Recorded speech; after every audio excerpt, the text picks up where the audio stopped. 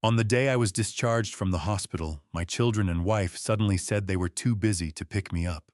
The only person who came was my grandson, who drove 300 kilometers just to bring me home. As I stepped into his truck, I whispered, "Don't take me home. Drive straight to my lawyer's office." I stayed silent while everyone thought I was helpless. But my next decision would change everything they believed about me forever after. I'm truly thankful to each of you for being here with Dad's Revenge Stories. Where in the world are you watching today? Drop your town, city, or country down below. Quick note: this narrative incorporates fictional elements designed for drama and educational reflection. Any similarity to actual names or places is purely coincidental, yet the message conveyed carries powerful meaning. The first thing I noticed when they wheeled me through those hospital doors was the sky. It was the kind of pale gray that comes just before sunrise in Tennessee when the darkness hasn't fully decided to leave yet. I had spent 11 days inside Vanderbilt University Medical Center, and in all that time I had forgotten what outside air smelled like. It smelled like wet pavement and cut grass and something faintly metallic, the way early mornings always do in September. The second thing I noticed was who was standing in the parking lot. Not who I expected. Not Jason, who had gripped my hand in the emergency room 11 days ago and said, "Dad, I'll be there the minute they discharge you. I promise." Not Diane, who had kissed my cheek every evening during visiting hours and called me her hero in front of the nurses.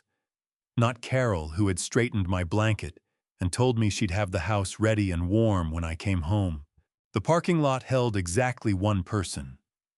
My grandson Noah stood beside his battered 1999 Ford Ranger, the one with the cracked passenger mirror and the rust eating through the wheel wells. He was wearing the same gray hoodie he'd had since his sophomore year of high school, and his eyes were red in the way that only happens after a person has been driving through the night without sleeping. He was 19 years old, and he had come 300 miles to stand in a hospital parking lot at 6 in the morning. And when he saw me come through those doors, he jogged across the pavement and took the bag out of the nurse's hands before she could even offer. "So I got it," he said. "Not to me, to her." Then he looked at me and his jaw worked for a second like he was trying to find the right words. And when he couldn't, he just said, "Hey, Grandpa." "Hey, son," I said. The nurse handed me a discharge folder and reminded me to schedule a follow-up with Dr. Alan Miller within 2 weeks.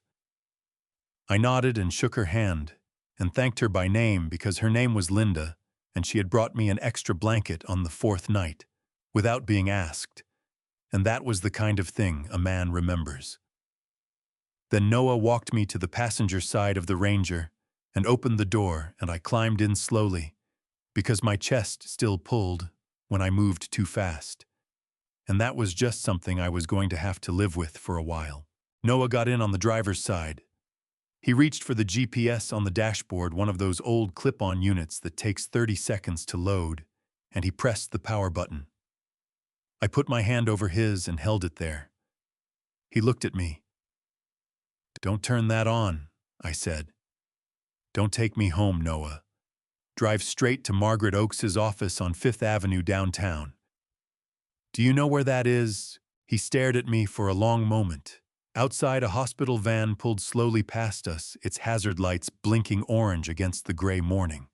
Noah's hand was still under mine, and I could feel him thinking, working through it, trying to decide if I was confused or medicated or something else entirely. "Grandpa," he said carefully, "are you okay?" I looked at him. Really looked at him. At the dark circles under his eyes and the coffee stain on the front of his hoodie, and the way his hands were gripping the steering wheel, even though the engine wasn't running yet. This boy had driven through the night to stand in a parking lot for me. He hadn't texted ahead asking if I needed anything. He hadn't sent a gift basket or a card signed with his name. He had simply gotten in a truck with a cracked mirror and driven 300 miles because that was what the moment required.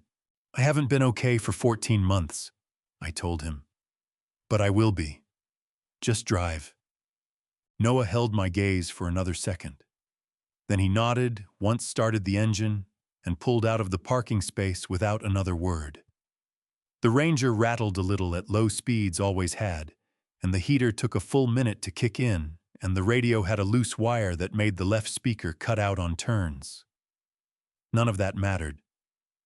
We moved through the quiet Nashville streets with the sky turning slowly from gray to the faintest shade of pink, and I watched the hospital disappear in the side mirror, and I felt something I hadn't felt in 11 days, like I was finally facing the right direction. We had been driving for about 10 minutes when Noah spoke. "Dad and Aunt Diane sent a message to the group chat this morning," he said. He wasn't looking at me. He kept his eyes on the road, both hands on the wheel. "Dad said he had a shareholders meeting he couldn't move. Aunt Diane said she had a church commitment she'd scheduled months ago." He paused. "Carol said she had a dentist appointment." He said it flatly. No anger in it, or at least none he was letting show. Just the facts laid out in order the way you'd read items off a grocery list. "I know," I said. "I just thought you should know that I know what they said." He changed lanes smoothly, signaling first, even though the streets were nearly empty. "And I thought you should know I don't believe any of it." My chest tightened, and it had nothing to do with the surgery. "There's something I need to tell you," I said, "before we get to Margaret's office. Something I should have told someone a long time ago." I turned and looked out the passenger window. The city was waking up slowly around us, lights coming on in apartment windows, a delivery truck idling outside a bakery on a side street. It's going to take a little while to explain, and some of it is going to be hard to hear. Noah didn't flinch. He didn't look over at me with worry or start asking questions before I was ready. He just reached forward and turned off the GPS that was still trying to load, and he said, "I've got time, Grandpa. Tell me whatever you need to tell me." So I took a breath that stretched the stitches along my sternum just enough to remind me they were there, and I started at the beginning. "It wasn't the surgery that nearly killed me," I said. "It was what I saw on a phone screen on the 9th day." Noah kept both hands on the wheel and didn't say a word. That was one of the things I had always appreciated about that boy. He knew when to be quiet without making the quiet feel heavy. I watched the Nashville streets give way to the interstate, and I organized my thoughts the way I had always organized a repair job. Start with what you can see, work backward to what broke. "Jason came to visit on the 9th day," I said. "Alone. Carol had been there in the mornings, Diane in the evenings, but Jason usually came in the afternoon around 2 when the floor was quieter. He'd sit in the chair by the window, talk about nothing much. The weather, a football game, some problem with a supplier he was vague about. Then his phone would ring, and he'd step into the hallway to answer it." I paused. Outside a highway sign read Nashville City Center, 2 miles. Beat's out. That afternoon, he forgot his phone on the chair when he stepped out. He'd set it face down, but when it buzzed, the screen lit up and flipped over on the cushion. I pressed 2 fingers against my sternum, not from pain, just from the memory of it. I could see the screen from my bed. The notification preview showed the name of the group chat before it went dark again. Noah's jaw tightened. "What was it called?" "Family Business," I said. That was the name of the group. The 4 of them, Jason, Diane, Melissa, Carol. A group chat I had never been invited to and never knew existed. I told him what I had read in those 3 seconds before the screen went dark. Not everything there wasn't time for everything before Jason came back into the room. But enough. A message from Melissa that mentioned a document being ready. A reply from Diane that said simply, "Make sure he signs before he gets his strength back." And below that, a message from Jason that I read twice to make sure I had understood it correctly. "Once it's done, we move him to Sunset Valley. Carol already called ahead. Noah made a sound low in his throat. His knuckles were pale against the steering wheel. I closed my eyes before Jason came back in, I said. He picked up his phone, checked the screen, put it in his pocket. Then he sat back down and told me the Tennessee Titans had a decent shot at the playoffs this year. I let out a slow breath. I talked about football with my son for 20 minutes, while my chest was held together with surgical staples, and I had just read a message about which care facility he planned to ship me to. Grandpa. Noah's voice cracked on the second syllable. Let me finish, I said not unkindly. There's more. He nodded, his throat moving as he swallowed. The day before that, I said, was my birthday, September 4th, 72 years old. I turned and looked out the passenger window at the city moving past. I had been in that hospital for 4 days. I want you to think about what that means, 8 days, and not one of them had mentioned it. Not Carol, who had been bringing me coffee every morning. Not Diane, who kissed my cheek every evening and called me her hero. Not Jason. I stopped.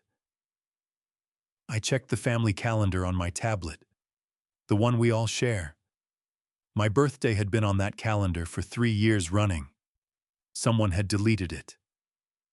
The Ranger hit a shallow pothole and shuddered. Noah corrected the wheel automatically.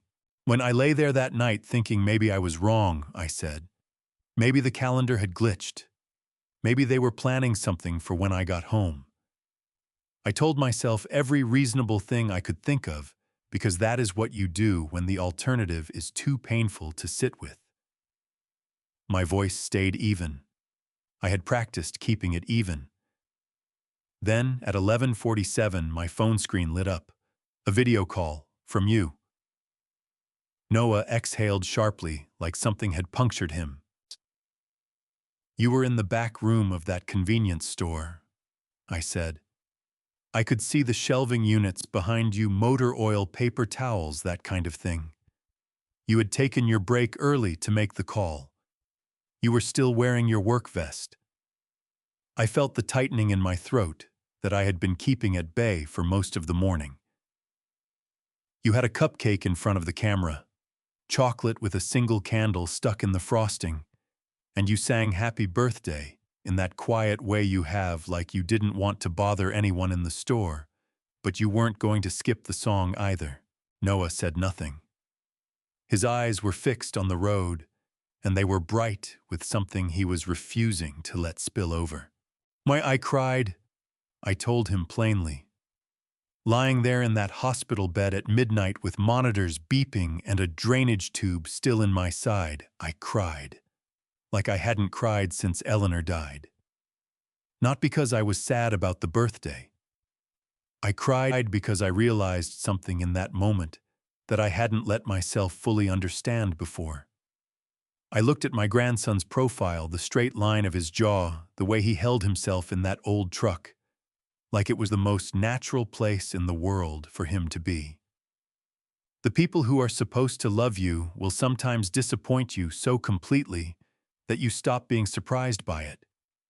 But the ones who actually do, they show up in back rooms of convenience stores at midnight with a chocolate cupcake and a candle, and they sing to you even when nobody's watching.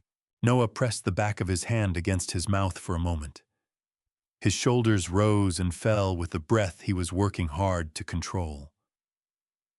You didn't have to drive 300 miles today, I said.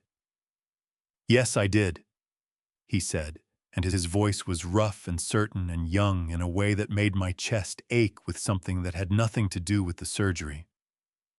I nodded and turned back to the windshield. There's more to tell you, I said. But first I need you to know something. What I'm about to explain, it didn't start in that hospital room. It started a long time before that. And the birthday, the chat group, the phone on the chair, those were just the moments I finally stopped pretending I hadn't already known. Noah wiped his eye quickly with his sleeve the way young men do when they don't want to be caught doing it. But that's not the worst part, I said quietly. The worst part was the photograph. 3 days before they discharged me, you sent me a photograph. Do you remember that Noah glanced over from the driver's seat? You asked me to check on the house, make sure the heat was running. That's right. You texted me 3 pictures: the front porch, the kitchen, the living room. I kept my voice level. In the living room, there was a wall behind the couch. That wall had a framed photograph on it. A large one, maybe 30 inches wide. 4 generations of Callaways taken at the family reunion last July. Your great-uncle Harold brought his fiddle, and your cousin Lucy cried because a bee landed on her arm. I stopped for a moment. Do you remember that photograph?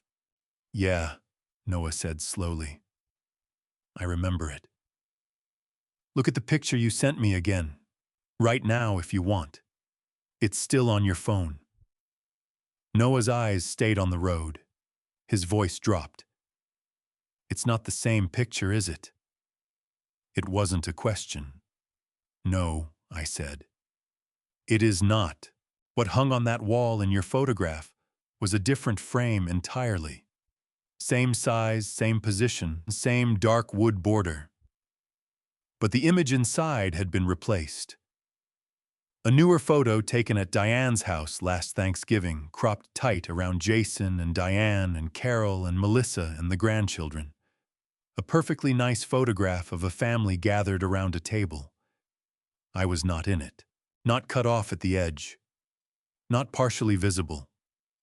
Simply absent the way a person is absent from a room they were never invited into. Melissa had swapped the frames sometime during my first week in the hospital, while I was lying in a bed 3 floors above a surgical suite, learning how to breathe without pain again.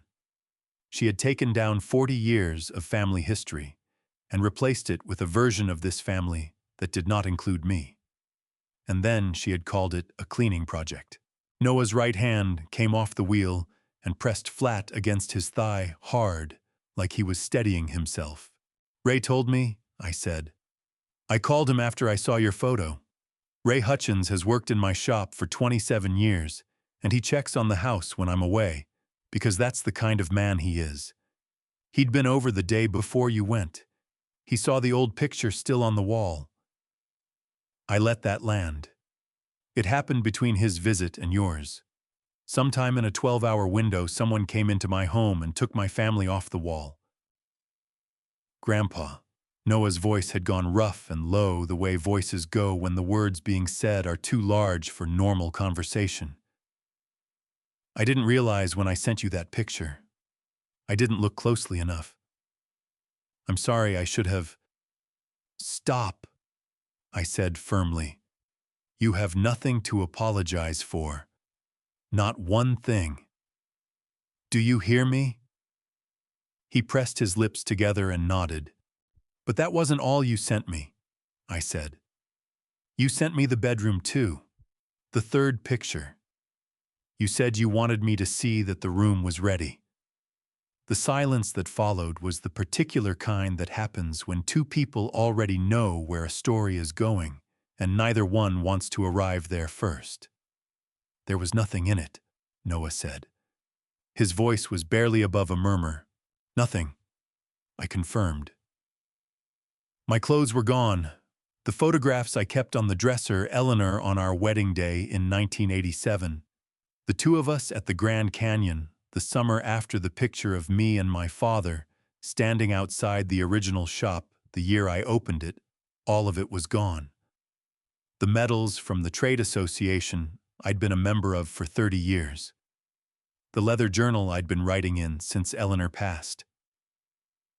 I pressed my fingers against the door handle, not gripping it, just resting them there. I called Ray again.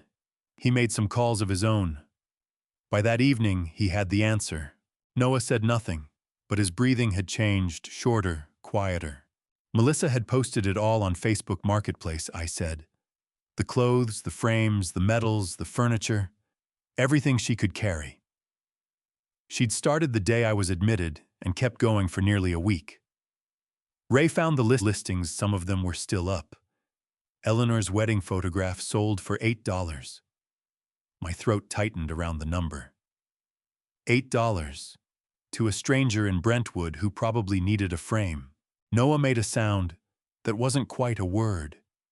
His jaw was clenched tight enough that I could see the muscle working beneath his cheek. Inside the room they were preparing for me, I said, was not the master bedroom. Carol had moved her things into it the second day I was in the hospital. The room they intended to put me in was the storage room behind the garage. Small window, no climate control space, enough for a single cot and a nightstand. I watched a delivery truck merge onto the interstate ahead of us. They put a box fan in the corner. Ray saw it when he went to look. A box fan so they could say they had made an effort. Noah exhaled through his teeth a sharp, controlled sound. They had already decided I was not coming back to my own home, I said. They were not preparing a place for me to recover. They were preparing a place to keep me until the paperwork was finished. I turned and looked at my grandson. His profile was rigid, his eyes fixed straight ahead, and there were two bright spots of color high on his cheekbones that had nothing to do with the morning cold. They sold Eleanor's photograph for $8, Noah, and they put a box fan in a storage room and called it Care. Noah hit the turn signal for the downtown exit. His hand was trembling slightly on the lever. They were preparing for me not to matter, I said quietly. And they had been preparing for a long time. I let the words settle. Then I said the thing that led to everything else. What I haven't told you yet is why I wasn't surprised. I have spent 51 years working with my hands. I know what a well-made thing looks like. I know what corners were cut and what joints were rushed and what parts were assembled by someone who understood what they were building versus someone who was simply trying to finish. After a while, that kind of knowing stops being something you think about. It becomes something you feel. And about 14 months ago, I started feeling something wrong in my own house. Not all at once. The way a hairline crack appears in a block of steel, you don't see it the first time. You see it the second time and think maybe it was always there. By the third time, you know. It started with questions. I told Noah. Small ones. Jason asking about the shop's insurance policy. Diane wanting to know if I had updated my will after Eleanor passed. Carol mentioning very casually one Sunday morning that her nephew was a financial advisor and had helped several older clients simplify their accounts. I looked at the back of my left hand, at the scars and grease-stained knuckles that never fully came clean, no matter how hard I scrubbed. Each one of those conversations taken alone sounds reasonable. A son asking about insurance, a daughter thinking about the future, a wife looking out for her husband. I paused. But they didn't happen alone. They happened one after the other every few weeks for nearly a year. Noah was quiet, listening with his whole body in the way young people do when they finally understand that an adult is telling them something true. Then came the paper, I said. I explained it to him carefully because I wanted him to understand exactly what it was. A durable power of attorney is a legal document. When you sign one, you give another person, the agent, the authority to make decisions on your behalf. Financial decisions, medical decisions. The word durable means the document stays in effect even if you become incapacitated. Even if you cannot speak for yourself. Even if you are lying in a hospital bed with surgical staples in your chest and a drainage tube in your side and a head full of anesthesia that hasn't fully worn off. A durable power of attorney gives another person authority over the specific areas you authorize, such as financial matters or medical decisions. The exact powers depend entirely on the document's language and the limits you set when signing it, with your name on the document and theirs on the decisions. Melissa drafted it, I said. She and Diane together from what Margaret later pieced together. The document was formatted, printed, and notarized as a template 2 weeks before my heart attack. They were waiting for the right moment to put it in front of me. Noah's voice came out tight and careful. "How did you find out?" "Margaret," I said. "Margaret Oakes has been my attorney for 31 years. When Carol started asking questions about my accounts last summer, something felt wrong enough that I called Margaret without telling anyone. She requested a records check through channels I won't bore you with, and she found the document. I felt the old anger move through me, not hot, just steady and cold, the way it had settled in after the first shock wore off. It had been drafted by an online legal service, paid for with a credit card in Melissa's name. 14 days before I collapsed in the driveway at 5 in the morning with my left arm going numb. The interstate narrowed toward the downtown exit, and Noah slowed the Ranger without being asked. He handled that truck the way he handled most things, quietly, without making a production of it. "The storage room," he said. "That was connected." "Yo, everything was connected," I said. The storage room was not a kindness. It was a holding area. No phone signal back there, I checked, when I still owned the house, free and clear. No neighbors with a sightline to that window. The only person who would hear me if I called out would be whoever was already inside the house. I shifted in the seat, feeling the pull of scar tissue along my sternum. They needed me home not to care for me. They needed me home so they could put the document in front of me in a quiet room with no witnesses and no one to ask questions. Noah made a sound that was half breath and half something harder. "What stopped them?" he asked. "My heart," I said. And despite everything, something in my voice almost sounded like it found that funny. My heart stopped them. They wanted me vulnerable, dependent, and easier to control. My illness simply happened before they were ready. But the attack happened before they were ready.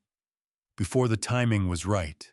And suddenly I was in a hospital with nurses and doctors and visiting hours and medical staff who logged every person who came through that door.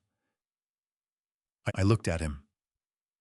"Hospitals are harder to control than storage rooms." Noah exhaled slowly, and the sound carried every mile of the 300 he had driven through the night to be sitting in that seat. "I want to ask you something," he said. "Go ahead." He took a moment.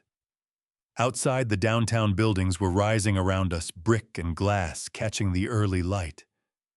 "Were you scared? When you figured it out, all of it, were you scared?" I thought about that honestly, the way the question deserved. "Shut it, not of them," I said finally. I was scared I had waited too long. That I had spent so many years hoping people would become who I needed them to be, that I had forgotten to protect what I had actually built. I watched a traffic light ahead cycle from red to green. That's the kind of scared that keeps a man up at night. Not fear of what someone else will do. Fear of what you allowed by looking the other way. Noah pulled onto Fifth Avenue and the truck slowed. "We're almost there," he said. "Well, I know." I straightened in the seat. "But there's one more thing you need to understand before we walk through that door." Noah looked at me. "They didn't do this to me," I said. "I let them think they could, and those are two very different things." 3 months before my heart attack, Jason showed up at the shop on a Tuesday morning without calling ahead. That alone should have told me something. Jason had not set foot inside Callaway Precision Works in 4 years. He had opinions about the shop, the way people have opinions about places they have never actually worked. Confident, uninformed, and delivered with the kind of ease that comes from never having had grease under your fingernails. He was wearing new boots. I noticed because the soles were clean and the laces were still bright white. And nobody wears new boots to a machine shop unless they have never been in one before, or they want to make an impression. Jason wanted to make an impression. "Dad," he said, standing in the doorway with the morning light behind him, "I've been thinking. I want to learn the business, for real this time, from the ground up." I looked at him for a long moment. He was 44 years old, and he had my jaw and his mother's eyes, and he was standing in the doorway of the shop I had built from nothing with an expression on his face that I recognized immediately because I had spent years hoping to see it. It looked like sincerity. It looked like a son finally ready to become something. I said, "Come on in. Coffee's on the workbench." Ray Hutchins was in the back, running a threading job on the lathe. He looked up when Jason walked in, nodded once, and looked back at his work. Ray has a gift for reading people that he never advertises. Later that evening, after Jason had gone home, Ray leaned against the tool cabinet and said to me quietly, "Boss, that boy's writing things down, but he's not looking at the parts." I told Ray I appreciated the observation. I did not tell him I had already noticed. For 3 months, Jason came to the shop twice a week. Tuesday mornings and Thursday afternoons, regular as a billing cycle. I taught him everything I would have taught him at 22 if he had ever asked. How to read a technical drawing. How to estimate a job without undercutting your own labor. How to talk to a client who is angry about a timeline and walk him back to reasonable without losing the contract. Jason took notes in a small spiral notebook he kept in his jacket pocket, and he asked questions that sounded exactly right, and twice he stayed late enough that I bought him dinner from the barbecue place on 7th Street that he used to love when he was a teenager. Those dinners were the closest I had felt to my son in 20 years. I want you to sit with that for a moment, because I need you to understand what was at stake for me in those 3 months. It was not the shop. The shop I had already protected. What was at stake was something I had been grieving quietly for a very long time. The idea of my son standing beside me in the place I had built, learning the thing I had spent my life doing, carrying it forward. Every father who has ever built anything with his hands knows what I am talking about. You don't build it for yourself. You build it because you hope someday someone who carries your name will want to continue it. Jason made me believe for 3 months that someone did. The notebook changed everything. Ray found it on a Thursday afternoon, tucked behind a coolant reservoir on the secondary workbench. Jason had left early that day, said he had a call with an accountant. Ray brought the notebook to me without opening it, set it on my desk, and said, "Thought you'd want to see this before I put it in, lost and found." Then he walked back out to the floor, and I sat alone in my office and opened it. The first 6 pages looked exactly like what they were supposed to be. Technical notes, measurements, a sketch of the mill setup I had shown him in February. I almost closed it there. Almost. Page 7 was a list. Typed and printed, then folded and tucked inside the back cover. 14 line items. Each piece of major equipment in the shop, with a model number, an estimated age, and a current market resale value pulled from an industrial auction website. At the bottom, a total. $1.2 million in equipment alone. Below that, a single line in Jason's handwriting, Finch contract $340K annually, key asset, must retain or renegotiate post-transfer. Harold Finch had been my client for 19 years. He ran 4 manufacturing facilities across Middle Tennessee, and he sent me maintenance work year-round without bidding it out, because we had shaken hands in this shop in 2006, and neither of us had ever seen a reason to revisit the arrangement. 2 months earlier, I had introduced Jason to Harold at the shop, put my hand on my son's shoulder and said, "This is Jason. He'll be taking over someday." Harold had shaken Jason's hand warmly. I had felt proud in a way I had not felt in years. Harold Finch's name was on that list, with a $sign next to it. I sat in my office with that notebook open on my desk for a long time. The lathe was running in his back. I could hear Ray working the steady mechanical rhythm of it, And outside the window, the afternoon was turning gold, the way Tennessee afternoons do in early summer. I closed the notebook carefully. I placed it exactly where Ray had found it, behind the coolant reservoir, at the same angle, with the same dust disturbed around it in the same pattern. Then I picked up my phone and called Margaret Oakes. "It's time," I told her. She knew what I meant. We had talked about this possibility 6 months earlier, when I first started feeling that hairline crack. She said, "I'll start the paperwork tonight." I said, "Make sure Noah's name is spelled correctly on everything." There was a pause on the line. Then Margaret said, "Thomas, are you sure about the boy?" And I said the truest thing I had said in months. "He's the only one I am sure about. People talk about revenge like it is something you decide in a moment of heat. A door slams, a voice is raised, something breaks that cannot be put back together, and in that moment, a person decides to make someone pay. That is not what this was. What I built over those 14 months was not revenge. It was a firewall. There is a difference, and the difference matters. I want to explain it clearly, because what I am about to tell you is the part that most people get wrong when they hear this story. Margaret and I began meeting in August of 2024. Not at her office, at a diner on the east side of Nashville called Patsy's, where the coffee is strong and the booths have high backs, and the lunch crowd is loud enough that a conversation between two people doesn't carry. We met there 6 times over 4 months. We always ordered the same thing: coffee for me, tea for Margaret, and a slice of whatever pie they had that day. Because Margaret believes that difficult conversations go better with pie, and after 31 years, I have learned not to argue with her on this. The plan had 3 parts. The first part was the LLC. A limited liability company is a separate legal entity, its own name, its own tax identification number, its own bank accounts, its own contracts. When you transfer equipment or business agreements into an LLC, those assets belong to the company, not to you personally. That matters enormously when someone is trying to take what is yours because they cannot take what is not in your name. Margaret filed the paperwork for Callaway Iron Works LLC in September of 2024. Although Noah was the legal owner of the LLC, I did not expect him to run a multi-million-dollar operation overnight.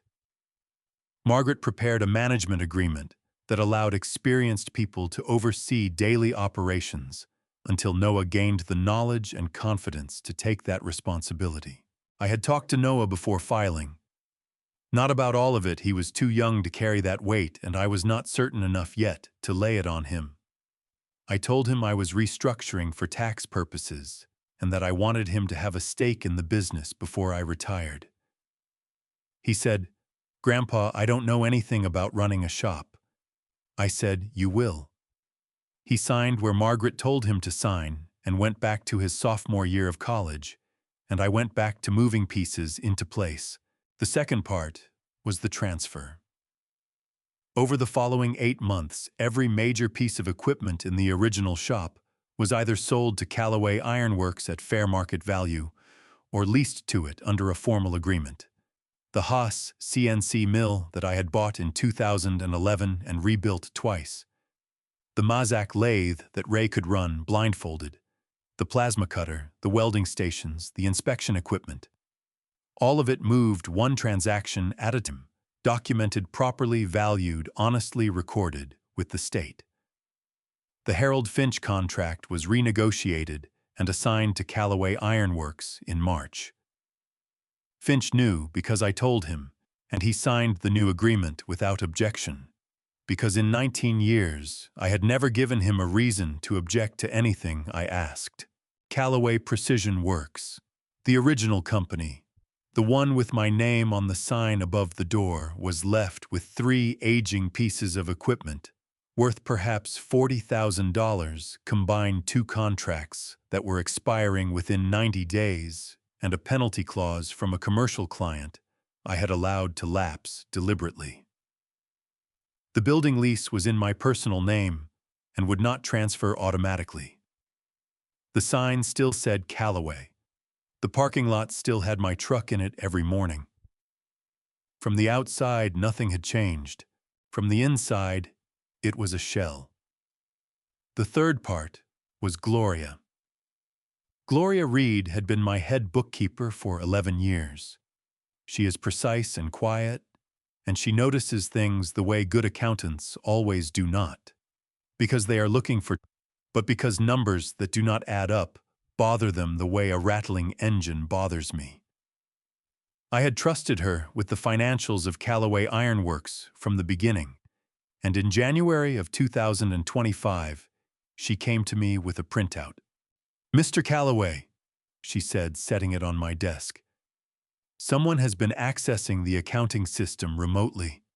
I found it in the access logs. The IP address doesn't match any of our registered devices." I looked at the printout. 41 remote access events over 6 months, all of them between 10 at night and 2 in the morning, all of them originating from the same residential IP address. I recognized it immediately. It was the home network I shared with Carol. "How much did they see?" I asked. Gloria folded her hands on the desk the way she does when she is about to deliver news she does not enjoy delivering. "Everything in the original company's records," she said. "But nothing from Ironworks. That system has a separate login, and she never had the credentials." I thanked her and asked her to preserve the logs with timestamps and print 2 certified copies, one for my files and one for Margaret. Gloria did not ask why. She simply said, "I'll have them ready by Friday," and walked back to her desk, and I sat in my office listening to the shop floor and understanding with a clarity I had been working toward for months that the firewall had held exactly where it needed to hold. Carol had been feeding them information for nearly a year. She had seen the original company's books, the equipment lists, the contract values, the revenue figures. She had given Jason and Diane a detailed picture of everything I appeared to own. She had never seen Callaway Ironworks, not one page of it. Noah turned onto Fifth Avenue and the Ranger slowed to a crawl in the morning traffic. Ahead of us, a brick building with green awnings and a second-floor window with the lights already on. "That's Margaret's office," I said. "I know," Noah said. "I've driven past it 100 times." He looked at me. "Grandpa, they thought they knew exactly what they were taking." "Yes," I said. "But they were looking at the wrong company the whole time." I nodded slowly. "They were very thorough," I said. "They just weren't thorough enough." Eleanor Margaret Callaway died on a Wednesday morning in October of 2015. She had been sick for 14 months, the same length of time I have thought about that more than once. And she died the way she had lived, which is to say quietly and without making it harder on anyone around her than it needed to be. The hospice nurse told me she passed just before sunrise. I was holding her hand. The window was open because she liked the smell of morning air, and the last thing I remember from that room is the sound of birds starting up outside, and Eleanor's breathing slowing and then stopping, and the particular quality of silence that follows when someone you have loved for 41 years is no longer in the world. I did not remarry quickly. People expected me to. I was 62 years old, and I had a house and a business and friends who meant well, and within a year of Eleanor's passing, there were dinners arranged and introductions made, and gentle suggestions from people who loved me that I should not be alone. I resisted for almost 2 years. Then I met Carol at a church fundraiser in the spring of 2017, and she was warm and capable, and she laughed easily, and she seemed to understand that I was not looking to replace anyone, only to have someone to sit across the table from at the end of the day. We married that September. I was 64. I thought I was being careful. Before the wedding, Margaret drew up a prenuptial agreement. That is a legal contract signed before marriage that establishes which assets belong to each person individually and cannot be claimed by the other in the event of divorce or death. The lake house was Eleanor's house. Eleanor had chosen it. Eleanor had loved it. And I was not willing to see it become a point of negotiation in any future proceeding. The shop was mine, built from nothing over 40 years. The retirement accounts were mine. Margaret was thorough as she always is, and Carol signed without objection, and I told myself that her willingness to sign without argument was a sign of her character. I still believe that was true when she signed it. I believe people change. I believe the change in Carol was gradual, and that it was influenced by people she trusted, and that by the time she was photographing my computer screen at midnight and sending the images to Jason, she had convinced herself she was doing something reasonable. That does not excuse it. But I have lived long enough to know that most betrayals do not begin with evil intent. They begin with want, and they grow in the dark. And by the time they are fully formed, the person carrying them has stopped being able to see them clearly. Noah was quiet for a moment after I said that. Then he said, "That's a generous way to think about someone who did what she did." "It is," I agreed. Eleanor would have told me I was being too generous. She had a clearer eye for people than I did. I looked at my hands again.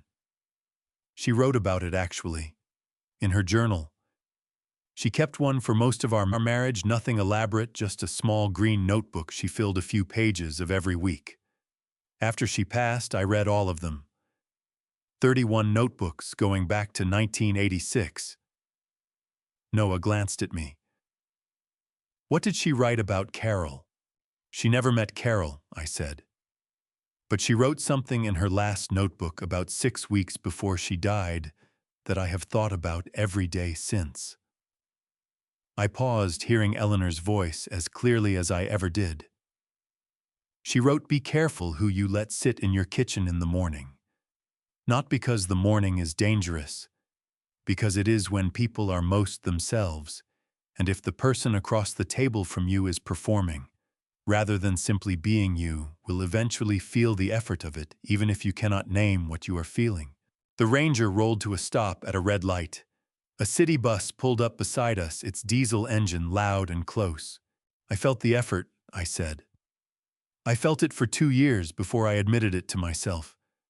Carol made coffee every morning and brought it to my desk when I was working, and it felt like care. And some mornings it was care, and other mornings it was information gathering, and I could not always tell the difference because I did not want to." My voice stayed level. I was practiced at keeping it level when I talked about Carol. "She photographed my screen 41 times, Noah. 41 separate nights between 10 and 2 in the morning while I was asleep down the hall.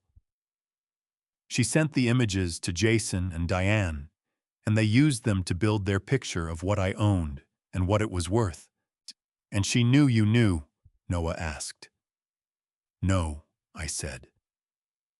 That was important. I could not let her know I had found out. The moment Carol understood that I was aware of what she was doing, she would have told Jason, and the timeline would have accelerated. So I did what I have always done when I find a problem in a piece of equipment I am still running. Noah looked at me. "So I worked around it," I said. "I kept logging into the old system the same way I always had. I left the same kind of information visible that she expected to see. Revenue figures that were real but incomplete. Equipment lists that were accurate for Callaway Precision Works and said nothing about Ironworks. I gave her enough truth to keep her comfortable and not enough to show her what I was actually doing." The light changed. Noah pulled forward slowly. "Ray knew," I said. "Ray figured it out sometime in November, the way Ray figures most things out, by watching and saying nothing until he was certain. He came to me one morning before the crew arrived and said without any preamble at all, 'You want me to make sure the Ironworks documents don't end up anywhere near the main office computer?' I told him yes. He said, 'Already done.' And that was the entire conversation. Noah exhaled, and for the first time that morning, something that might have been a small, reluctant sound of admiration came through in his breath. "Raise a good man," he said. "The best kind," I said. "The kind that doesn't need to be asked twice. Diane is the one people always underestimate. That is not an accident.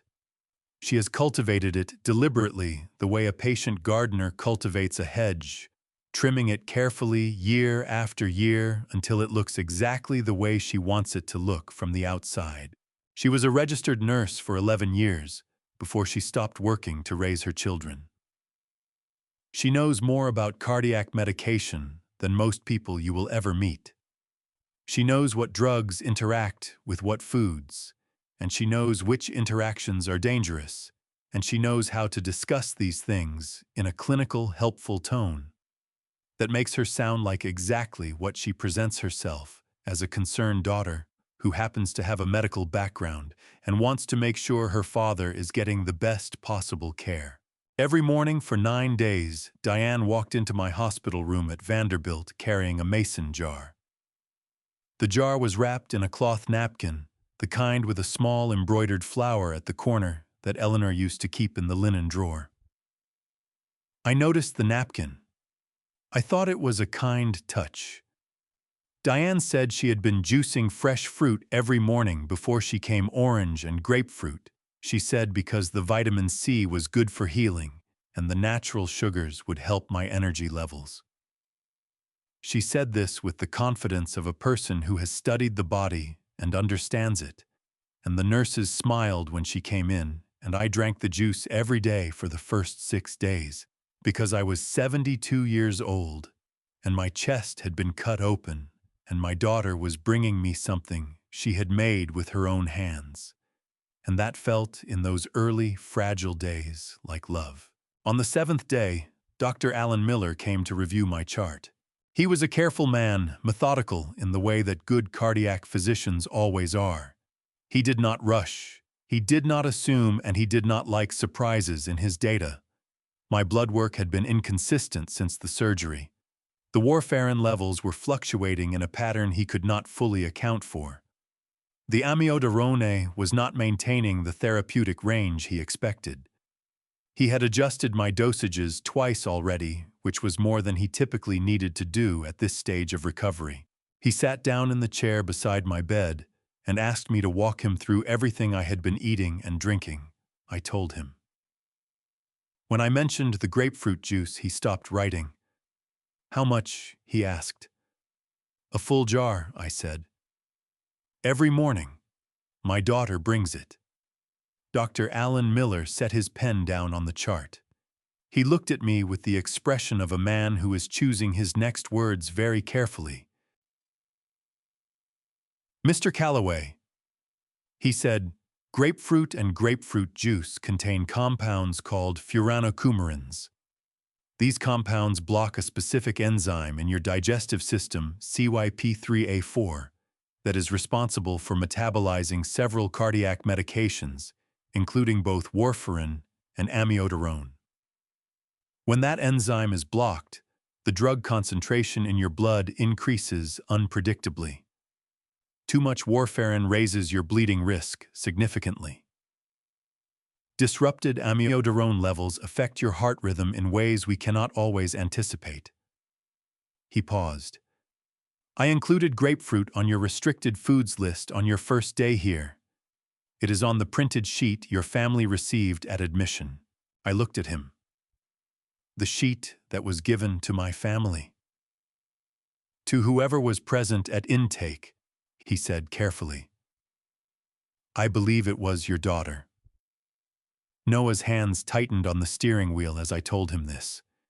His knuckles went white the same way they had in Task 3, the same unconscious grip, and I watched it happen without commenting on it, because some things deserve to be felt without interruption. Dr. Alan Miller had made a note in my chart that morning. I asked Margaret to obtain a certified copy of the medical records 2 weeks later, and I read the notation myself. Possible dietary interference with cardiac medication regimen. Patient counseled. Family member advised to discontinue outside food and beverages. No further outside nutrition permitted without physician approval. Diane had never brought the jar again after that morning.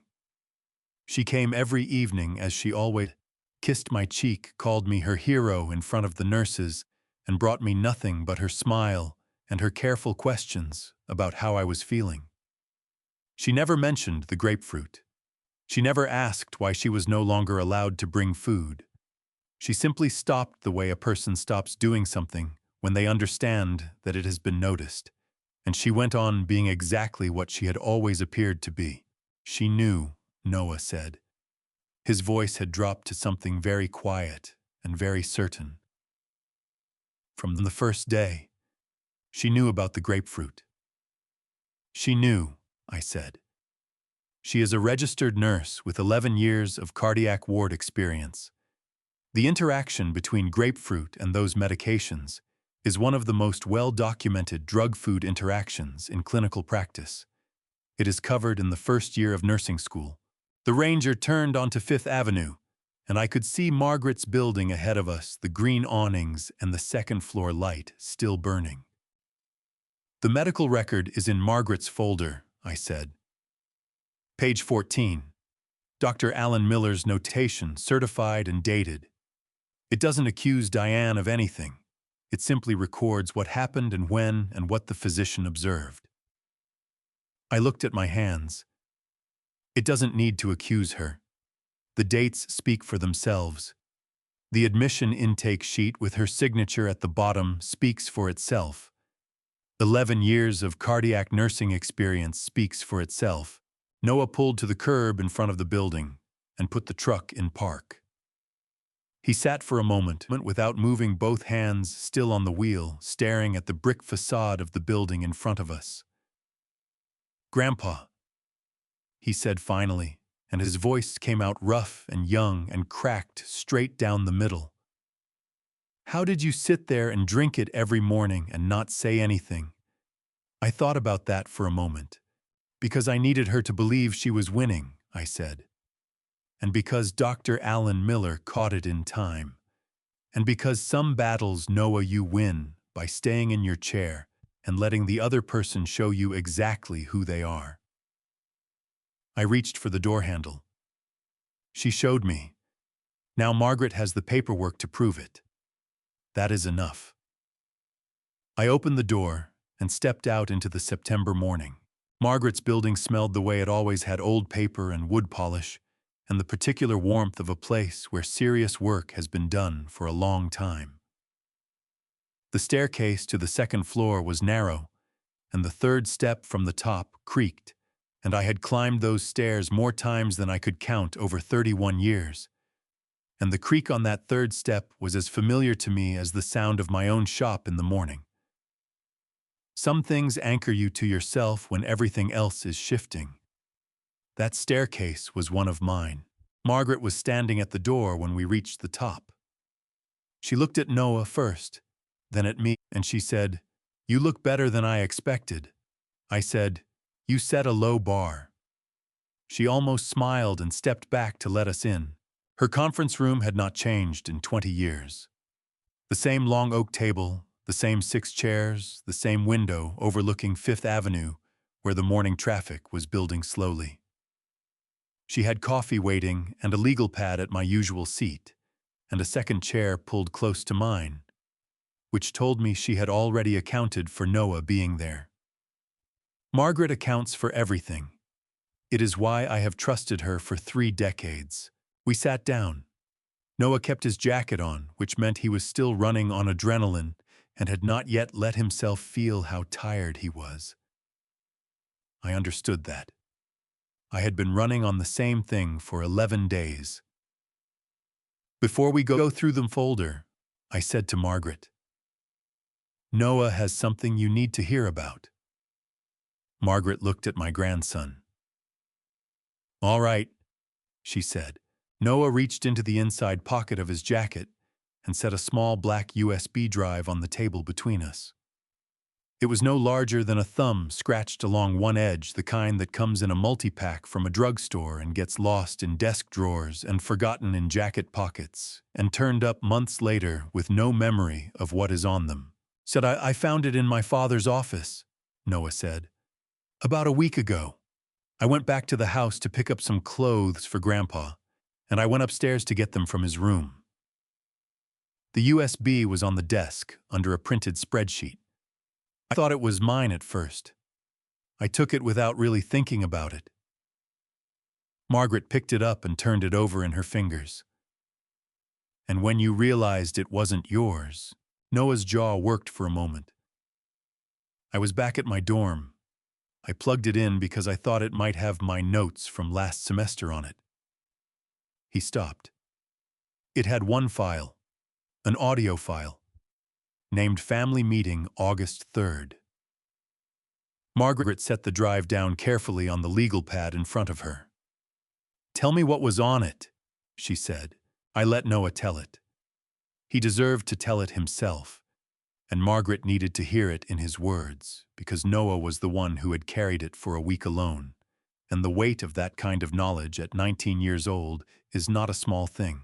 He told her about the voices, Jason first, then Diane, then Melissa, then Carol. He told her about the division of assets, the shop, the lake house, the retirement accounts.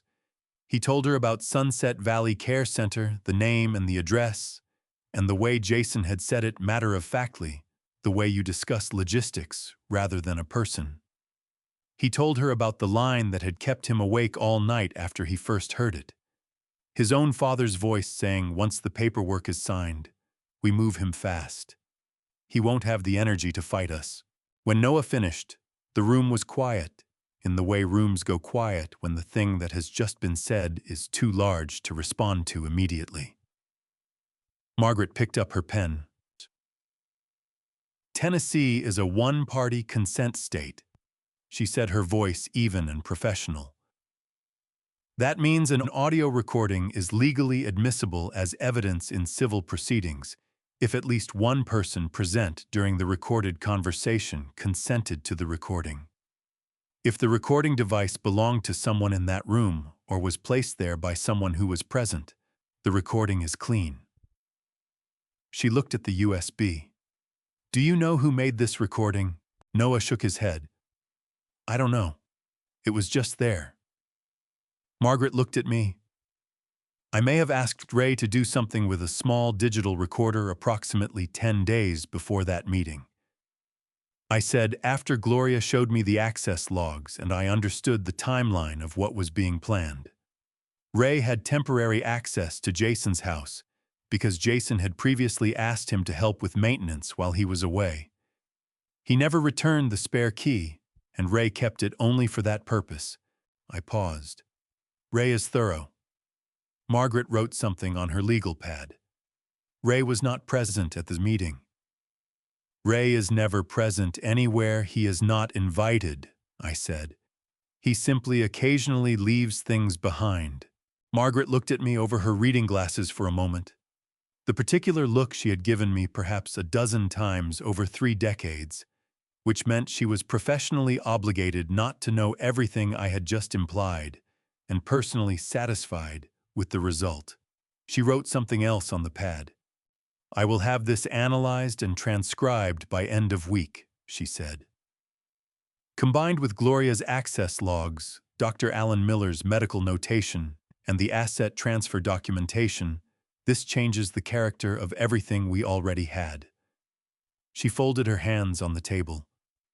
Thomas, are you ready to show them what the last 14 months actually built? I looked at the USB drive sitting on her legal pad. Such a small thing to carry so much.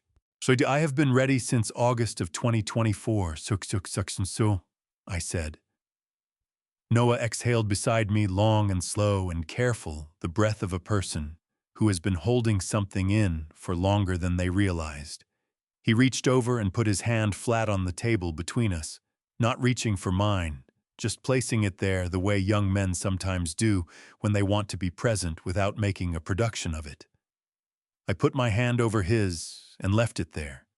"Show us the folder," I said to Margaret. "Show us everything."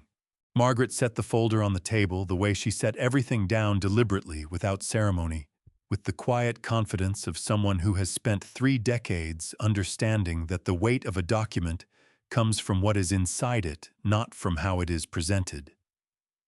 The folder was dark green, thick as a paperback novel, held shut with a rubber band that she removed and set to one side before she opened the cover. Noah leaned forward in his chair. The first page was the LLC formation document for Callaway Ironworks. Margaret slid it toward Noah and let him read it without rushing him. His eyes moved down the page and stopped at his own name printed in clean black type in the registered owner field. Noah Allen Callaway. He stared at it for a moment, then looked at me, and I watched something move across his face that was not quite surprise and not quite understanding, but somewhere between the two. The look of a person beginning to grasp the full shape of something they had only seen pieces of before. "This was filed 14 months ago," he said.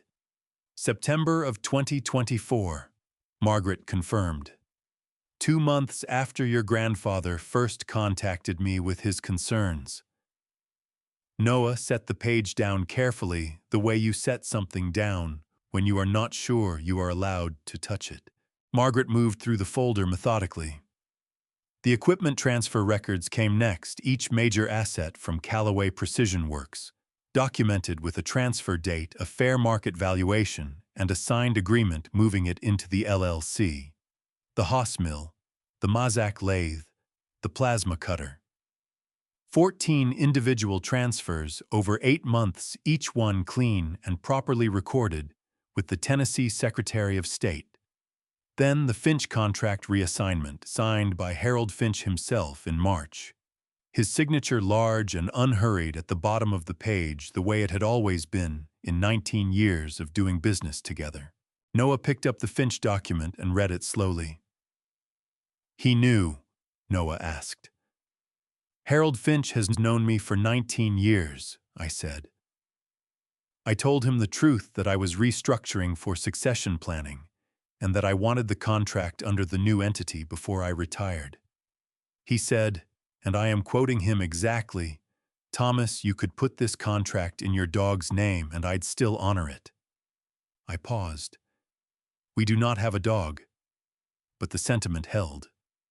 Noah set the Finch document down and almost smiled, and I was glad to see it even briefly, because what was coming next in the folder was harder. Margaret laid Gloria's printout on the table. 2 pages of access log data, the IP addresses highlighted in yellow, the timestamps running down the right margin in a column that told its own story without needing explanation. 41 entries, all of them between 10 at night and 2 in the morning, all of them from Carol's home network. Noah looked at the timestamps for a long moment. His jaw was tight. "She was doing it while you slept," he said. "While I slept," I said. "For the better part of a year." Margaret turned to the next section. Dr. Alan Miller's medical notation, certified and dated 2 pages from my hospital record. The language was clinical and precise and entirely without accusation, which made it paradoxically more damning than any accusation could have been. Possible dietary interference with cardiac medication regimen. Patient counseled. Family member advised to discontinue outside food and beverages. The date in the upper right corner was September 9th, the 7th day of my hospital stay, 2 days before Noah had found the USB, 3 days before my discharge. Below the medical record, Margaret had paperclipped a single sheet. Noah picked it up and read it, and his expression shifted in a way that made my chest ache. "This is the hospital intake form," he said. "Page 3, Margaret said. "The dietary restrictions list." Signed at the bottom. Noah read the name on the signature line. He set the page down without a word, but his hand was trembling, and he pressed it flat against the table to make it stop, and I watched him do it, and said nothing because some things a person has to absorb in their own time. I reached into my jacket pocket and placed one more item on the table. A folded piece of notepaper, small and slightly worn at the creases from being carried. I had written it the night nurse Emily Carter had slipped her personal cell phone through the gap in my hospital room door and whispered, "10 minutes, Mr. Calloway, don't call out." Nurse Emily Carter was 26 years old and had worked the cardiac recovery floor at Vanderbilt for 3 years. She had brought me an extra blanket on my 4th night without being asked. 2 days after Dr. Alan Miller's notation, when Carol had begun limiting my outgoing calls with the explanation that I needed to rest and too much stimulation was bad for recovery, Nurse Emily Carter had noticed. She had not said anything to Carol. She had come to me on her break, stood in the doorway of my room, and said very quietly, "Is there someone you need to contact?" I had written Margaret's number on the corner of a tissue and folded it into Nurse Emily Carter's palm during a blood pressure check. That evening, Margaret received a text from an unknown number. 4 words. Day after discharge. Ready. Noah looked at the folded notepaper on the table. "You got word out through a nurse," he said. "Through a good person," I said. There is a difference. Nurse Emily Carter did not know what she was helping with. She only knew that a 72-year-old man with a recent open-heart surgery was being prevented from making phone calls, and that this did not sit right with her. I looked at the notepaper. The world runs on people like that. People who notice when something is wrong and act on it without needing to know the whole story. Margaret closed the folder and folded her hands on top of it. "Thomas," she said, "everything here is documented, dated, and defensible. The LLC, the transfers, the logs, the medical record, the intake form, and the recording." She looked at me steadily. "What happens next is your decision, but I want you to understand clearly you have built something that will hold." I looked at the folder sitting closed on the table between us. 14 months of silence sitting in a green folder on an oak table on a Friday morning in September. "I know," I said. "Now let us talk about a party." Margaret looked at me across the table for a long moment after I said it. Then she uncapped her pen and pulled the legal pad toward her. "Tell me what you have in mind," she said. I told her. It took about 20 minutes. Noah sat beside me and listened without interrupting, which told me he was beginning to understand how these things worked, that the plan was already built, and that what I needed from him now was not input, but presence. When I finished, Margaret had filled 4 pages of her legal pad in her small, precise handwriting, and she sat back in her chair and looked at what she had written the way she always did when she was stress-testing an idea, moving through it from the outside, looking for the places where it could fail. "The contract language," she said finally. "I want to be precise about the as-is clause. No ambiguity." "No ambiguity," I agreed. "Jason will not read it carefully. That is his choice and his consequence. But the language must be airtight, so that when he challenges it, and he will challenge it, there is nothing to hold on to." Margaret nodded and made a note. "I will have it ready by Tuesday." We left her office at 10:30 that morning. Noah drove me to the Riverside Inn on the south side of Nashville, a small, clean motel with a gravel parking lot and a row of Bradford pear trees along the fence that were just beginning to turn at the edges. The room had faded carpet, the color of old mustard, and an air conditioning unit that rattled when it cycled on, and I spent 15 minutes adjusting the front panel before I unpacked my bag, because the rattle was unnecessary, and unnecessary things bother me. Old habits do not ask permission before they show up. I stayed at the Riverside Inn for 3 days before they came. I had expected 2 days. They were faster than I anticipated, which told me they were more frightened than they had let themselves appear. Fear and greed move at the same speed when they are pointed in the same direction. It was a Saturday afternoon when Jason's truck pulled into the parking lot. I was sitting in the chair by the window reading when I heard the gravel crunch. I did not move the curtain. I simply watched through the gap at the edge and counted. Jason's black truck, Diane's silver sedan behind it, Carol's car last parking slightly apart from the others the way she always did, as though maintaining the option to leave quickly. They knocked together, Jason in front, Diane beside him, Carol a half step back, Melissa just behind Carol. All four of them, which meant they had coordinated the visit and decided that a unified front was their strongest position. They were right about that. It was their strongest position. It was also the position that told me the most about how worried they were. I opened the door and looked at them. Jason had flowers. A gas station bouquet, the kind wrapped in plastic with a rubber band around the stems, slightly wilted at the edges, from sitting in a bucket of water under fluorescent light. He held them out with a smile that reached his eyes with some effort and said, "Dad, we've been worried sick." I stepped back and let them in. The room was small for 5 people. Jason and Diane took the 2 chairs. Carol sat on the edge of the bed. Melissa stood near the door with her arms at her sides and her face arranged in an expression of careful concern. I leaned against the dresser and looked at all 4 of them and felt something settle in my chest that had nothing to do with the surgery. A particular stillness that comes when you have been waiting a long time for something, and it has finally arrived exactly as you expected. Jason did most of the talking. He was good at talking. He told me how worried they had all been, how difficult it had been, not knowing where I was, how much they wanted me to be comfortable and taken care of. He said the house was ready for me. He said Carol had prepared the bedroom. He did not specify which bedroom. Diane reached over and put her hand on my arm. "Dad, we just want you home." I looked at her hand on my arm.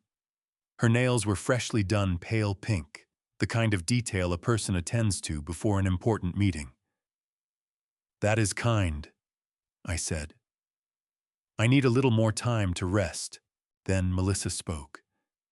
She had been quiet long enough that the room had almost forgotten she was there, which I suspected was deliberate.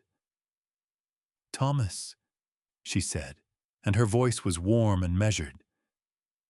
"We were thinking you've been through so much. What if we sent you somewhere really nice to recover, a resort up in Gatlinburg? A month, all expenses paid. You could rest properly, no responsibilities, just fresh mountain air and good food and time to heal." She said it beautifully. I will give her that. She had practiced it or something close to it, and the delivery was nearly perfect, generous and selfless, and entirely without the quality of a person who had spent the previous 3 weeks selling a man's belongings on Facebook Marketplace while he was in the hospital. I looked at the 4 of them. Jason with his gas station flowers, Diane with her pale pink nails and her hand on my arm, Carol sitting carefully on the edge of the bed, watching me with the expression of a woman performing the role of concerned wife. Melissa standing near the door waiting for my answer with a stillness that was not calm but controlled. I let the silence hold for exactly long enough. That sounds lovely," I said slowly, letting my voice carry just enough fatigue to be convincing. "Let me think about it. A few more days." Jason's shoulders dropped by perhaps 1/4 of an inch. The involuntary release of a man who has been holding tension and just received the answer he needed. He smiled, and this time the smile came more easily. "Of course, Dad," he said. "Take all the time you need." They left 20 minutes later. I watched the 3 vehicles pull out of the parking lot from the gap in the curtain. Then I picked up my phone and called Margaret. "They took it," I said. A brief pause. All four, together." Good, Margaret said. I will call Jason Monday morning to schedule the contract signing. Tuesday afternoon, my office. I set the phone down on the nightstand and looked at the gas station bouquet Jason had left on the dresser. The plastic wrap was still on it. He had not thought to take it off. Tuesday, I said to the empty room. Jason arrived 12 minutes early. I know, because I was already in Margaret's conference room when I heard the street door open downstairs, and I checked my watch out of habit. And it was 11:48 in the morning. The signing was scheduled for noon. 12 minutes early meant he had been circling the block or sitting in his truck down the street, too eager to stay away, but too aware of himself to arrive obviously early. He split the difference with 12 minutes, which told me everything I needed to know about the state of his confidence that morning. He was wearing a new shirt. Not a jacket, not a suit, but a new shirt, dark blue collar, pressed, the kind of shirt a man wears when he wants to look serious, without appearing to have tried too hard. His boots were the same clean ones he had worn to the shop 3 months ago. He shook Margaret's hand at the door and said her name with the easy familiarity of a man who wanted her to feel that they were on the same side. Margaret showed him into the conference room. I was sitting at the far end of the table. Jason stopped when he saw me just for a half second, and something moved across his face that he recovered from quickly. He had not expected me to be there. He had expected this to be a meeting between himself and Margaret, with my signature already handled separately. That was the version of this morning he had constructed in his mind, and my presence at the end of the table was the first crack in it. "Dad," he said, and crossed the room to grip my hand. His handshake was firm and warm. "Good to see you up and around?" "Thank you for coming," I said. Margaret set the contract on the table between us. It was 4 pages double-spaced, the language clean and direct, the way Margaret always wrote it. The title at the top read, "Agreement for Transfer of Business Operations, Callaway Precision Works." Below the title, the address of the shop on Callaway Road. Below that, the Asses clause printed in the same font as everything else, neither larger nor smaller, making no more or less of itself than any other paragraph on the page. Jason picked it up and began to read. I watched him. I want to be honest about what I felt in that moment, because I have thought about it many times since, and I believe honesty about it matters. I did not feel satisfaction. I did not feel the particular warmth that people sometimes describe when they talk about justice being served. What I felt watching my 44-year-old son read a 4-page contract with the focused expression of a man who has already decided to sign it and is reading primarily to confirm that nothing will stop him was grief, plain and heavy and old, the kind that has been waiting in a particular corner of your chest for so long that you have almost stopped noticing it is there until something makes you notice it all at once. I had wanted him to read it carefully. That is the truth. I had wanted him to slow down at the Asses clause and ask a question, any question, the way a careful man would. I had wanted somewhere beneath everything I had built over 14 months for my son to be smarter than this. Not for my sake. For his. He was not going to be. He reached the 3rd page. His eyes moved down the columns of legal language with the speed of a man looking for his name at the bottom, rather than absorbing what came before it. Margaret sat across from him, with her hands folded and her expression professionally neutral. And I sat at the end of the table and watched my son not read the contract that was going to define the next chapter of his life. He reached the signature line on page 4. "Looks good," he said, and reached for the pen Margaret had placed beside the document. Margaret said quietly, "Take your time, Jason. There is no rush." He looked up at her with a brief smile. "I trust you, Margaret." He said it warmly, as though it were a compliment. as though trusting the attorney representing the other party in a business transaction were a sign of confidence rather than a failure of judgment. He signed his name. The pen made a small, clean sound against the paper. Jason set it down and straightened in his chair with the easy movement of a man who has just completed something he has been anticipating for a long time. He looked at me with an expression I recognized, not quite triumph, because he was too practiced to show triumph directly, but the particular relaxation of a person who believes the hard part is over. "So," he said, "what happens next?" I looked at my son across the table. At the jaw that was mine and the eyes that were Eleanor's and the new blue shirt and the clean boots and the signed contract sitting between us on Margaret's oak table. I thought about Tuesday dinners at the barbecue place on 7th Street and a spiral notebook full of asset valuations hidden under a printed spreadsheet and a gas station bouquet with the plastic wrap still on it sitting on the dresser of a motel room. "When there is a gathering at the lake house on Friday evening," I said, "I would like the whole family there, everyone who matters." Jason nodded slowly. "Of course, absolutely." He was already thinking past the conversation. I could see it. His mind was on phone calls to make on the developer whose number was in his contacts, on the shape of a future he had been drawing in his head for months. "I will let everyone know." He stood and shook my hand again at the door. His grip was the same firm, warm, unhurried.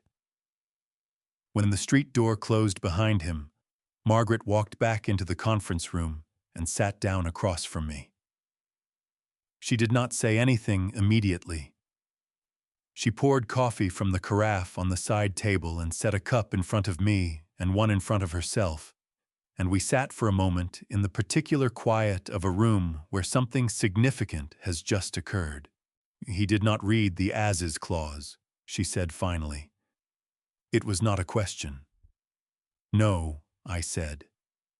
"He did not." Margaret wrapped both hands around her coffee cup. "Thomas, are you all right?" I looked at the signature on page 4 of the contract. "I will be," I said. "Friday will help." Eleanor picked that house on a Sunday afternoon in October of 2001. We had been driving back from a hardware run, which was how we spent a lot of our Sunday afternoons in those years.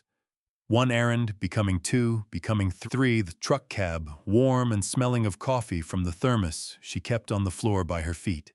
We came around a bend on County Road 14, and there it was, set back from the road behind a stand of maple trees that were burning red and gold in the October light. A white farmhouse with a covered porch, and a dock running out over the water, and a weather vane on the barn roof that had been turning in Tennessee wind for longer than either of us had been alive. Eleanor said without preamble or build-up, "Thomas, that is where I want to grow old." I bought it the following spring. I had not been back since the previous Christmas, which was the last time the house had felt like a place I was welcome in without condition. In the months after Eleanor passed, I had come often sometimes just to sit on the porch in the morning with coffee and listen to the water. After Carol moved in, the visits became less frequent, then occasional, then planned in advance and scheduled around other people's preferences. The house was still. The prenuptial agreement Margaret had drawn up before our marriage ensured that Eleanor's house remained separate property, untouched by any claim Carol could make. But the feeling of belonging to it had been slowly, quietly taken from me, the way warmth leaves a room when someone opens a window and forgets to close it. Ray met me there on Thursday morning, the day before the party. He pulled up in his work truck and climbed out without ceremony and stood in the driveway looking at the house with his hands on his hips, the way he looked at equipment that needed attention. Ray had been to the lake house perhaps a dozen times over the years, helping me replace the dock planks one summer, fixing the water heater. The winter it failed, painting the porch railing, the spring. Eleanor came home from her first round of treatment and said she wanted the house to look cheerful. He knew the place. He moved through it with the ease of a man who has worked in enough spaces to feel comfortable in any of them. "What do you need?" he said. I showed him the living room. The far wall had a mounted television that Carol had installed 2 years ago, connected to a streaming device with an HDMI port. Ray looked at it for a moment, then looked at me, and I handed him a small flash drive, the copy Margaret had made of the audio file from Noah's USB combined with the screenshots Gloria had prepared of the group chat messages formatted for playback on a standard media player. Ray turned the drive over in his fingers. When Jason starts his speech," I said, "he will stand up and reach into his jacket pocket for the paper he has written. When his hand goes to his pocket, you press play." Ray nodded once. He did not ask why. He did not ask what was on the drive, though he already knew, because Ray knows most things without being told. He simply put the drive in his shirt pocket and said, "I will be near the kitchen. Good sight line to the room from there." We spent the rest of the morning making the house look like what it was, a home, not a stage. I did not want it to look arranged. I wanted it to look like a place where a family was gathering because they loved each other, because that was the lie the other side of the room was planning to perform, and the truth is always more convincing when it shares the same set. Pastor Dennis Webb arrived that afternoon. He was 65 years old and had known me for 30 years, and he came because I had asked him to come and because in 30 years I had never asked him for anything I did not genuinely need. He walked through the front door with a casserole his wife had made and set it on the kitchen counter, and looked at me with the steady eyes of a man who has sat beside enough people in enough difficult rooms to know when one is approaching. "How are you holding up?" he said. "I am standing," I said. "That is enough for today." He nodded and did not push further. That was one of the things I had always valued about Dennis. He understood that some people process things by talking, and some people process things by doing. And he had never once tried to turn me into the first kind. Noah arrived late that afternoon. He had driven from his dormitory after his last class, still in his campus clothes, a backpack over one shoulder, and he stood in the doorway of the lake house and looked at the living room and the water beyond the window and the maple trees in the yard that were the same burning red and gold his grandmother had fallen in love with 24 years ago. "This is a good house," he said quietly. "It is," I said. Eleanor knew it the moment she saw it. He set his backpack down and came to stand beside me at the window. Outside, the late afternoon light was coming off the water in long, flat angles, the kind that only happens in September when the sun drops early and hits the surface straight on before it goes. We stood there for a moment, the two of us watching the light move on the water.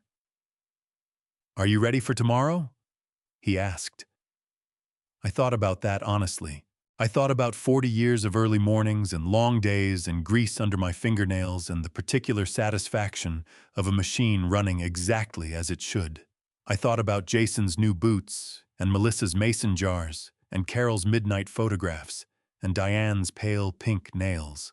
I thought about Eleanor standing in a truck on County Road 14, pointing at a white house in October light, and knowing immediately that it was right. "I have been ready for 14 months, I said. "I just needed one more day." Pastor Dennis touched my arm as he passed behind us on his way to the kitchen. "Whatever happens tomorrow, Thomas," he said quietly, "you are not alone in this room." I nodded. Outside, the light faded slowly off the water, and the maple trees darkened from gold to rust to shadow, and the weather vane on the old barn turned slowly in the evening wind. Tomorrow, I thought. Tomorrow it ends.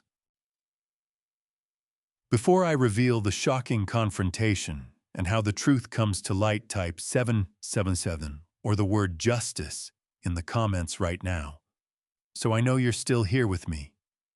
And please note the following chapter contains dramatized fictional elements created for emotional storytelling. If this style of content isn't for you, feel free to turn off the video right here. For everyone else, let's dive into the climax. They came at 6 o'clock. The way people come to events they believe belong to them comfortably, without hurry, with the particular ease of people who have already decided how the evening ends. Jason arrived first. He had dressed for the occasion in a way that reminded me of the contract signing new shirt-pressed collar, the look of a man preparing to receive something rather than give it. He moved through the front door of the lake house, shaking hands and greeting people with the warmth of a host. Though the house was not his, and the gathering was not his, and he had not been consulted on the guest list. He had simply assumed, and assumption had always been Jason's most reliable compass. Diane came in behind him with a bottle of wine and a smile that she distributed evenly across the room. Melissa followed, her phone in her hand, which she put away when she noticed me watching. Carol came last in a blue dress I had not seen before, and she touched my arm briefly when she passed and said, "This is a lovely idea, Thomas," in the tone of a woman who believes she is being gracious. The room filled steadily. Harold Finch came with his wife and shook my hand at the door and said, "Good to see you, Vertical Thomas." Ray's former assistant, Bobby, and his wife. 3 families from the road who had known me since I bought the property. 2 men from the trade association I had belonged to for 30 years. Pastor Dennis was already inside, standing near the fireplace with a glass of water, talking to Harold Finch's wife about her garden. Noah stayed close to the kitchen doorway, which put him 10 feet from Ray. I moved through the room, slowly speaking to people, accepting good wishes about my recovery, shaking hands, and accepting embraces from people who had known me for decades. I let the room warm up the way a good engine warms up gradually, without forcing it, letting everything reach operating temperature before you ask anything of it. Dinner was served at 7. Carol had arranged the catering, which I had suggested she do because it gave her something to organize, and organizing things made her feel central to an event, and I needed her to feel central to this one. The food was good. The conversation around the table was the kind that happens when people who genuinely like each other are gathered in one place and given something to eat and somewhere comfortable to sit. Jason watched me across the table. He was patient, I will give him that. He ate his dinner and talked to Harold Finch and laughed at the right moments and waited. He had the folded paper in his jacket pocket. I could see the slight bulk of it on his left side every time he leaned forward. He had written a speech. He had prepared for this moment. He was going to stand up and deliver it, and then produce the document and present it to me in front of everyone. And the witnesses in the room would make it real, and by morning the process would be in motion. He waited until dessert had been cleared. Then he stood up. The room shifted its attention toward him the way rooms do when someone stands with intention. He waited for the conversations to quiet, which they did within a few seconds, and he looked around the table with an expression that was warm and serious in equal measure, and he began. "I want to say something tonight," he said, "about my father." He spoke for perhaps 3 minutes. He talked about watching me build the shop from the time he was a boy, about the early mornings and the long days, and the pride he had always felt, he said, in what I had created. He talked about family and legacy, and the importance of making sure that what a man builds with his life is cared for properly after he is gone. His voice was steady, and his words were well chosen, and if I had not known what was in his jacket pocket and what was in his heart, I might have believed him entirely. He reached the end of the prepared portion and paused, and his hand moved toward his jacket pocket. From the kitchen doorway, Ray pressed play. The television on the far wall came to life. The room was quiet enough that the sound filled it completely, from the first word, Jason's own voice recorded in his own kitchen on the 3rd of August, clear and unhurried, and entirely without the warmth he had just been performing at the dinner table. "Once the paperwork is signed, we move him fast. He won't have the energy to fight us." Nobody moved. The room held its breath. Diane's voice came next, asking about the care facility. Then Melissa reading the address. Then Carol discussing the retirement account figures she had gathered. Then Jason again laughing softly at something Melissa said, the laugh of a man entirely comfortable with what he is planning. The laugh of a person who has never once considered that the room he is sitting in might not be as private as he believes. The recording ran for 4 minutes and 11 seconds. I had timed it in Margaret's office. 4 minutes and 11 seconds, in which the room around the dinner table heard in the voices of the people sitting among them the complete architecture of what had been planned for me. When it ended, the silence was total. Jason's hand was still at his jacket pocket. His face had gone through several things in 4 minutes: confusion first, then recognition, then a particular kind of stillness that happens when a person understands that the ground beneath them has changed, and they have not yet figured out how far they have fallen. Harold Finch set his fork down on his dessert plate. The sound it made was very small and very loud. Pastor Dennis near the fireplace bowed his head. I sat at the head of the table with my hands folded in front of me and looked at my son standing with his hand at his jacket pocket.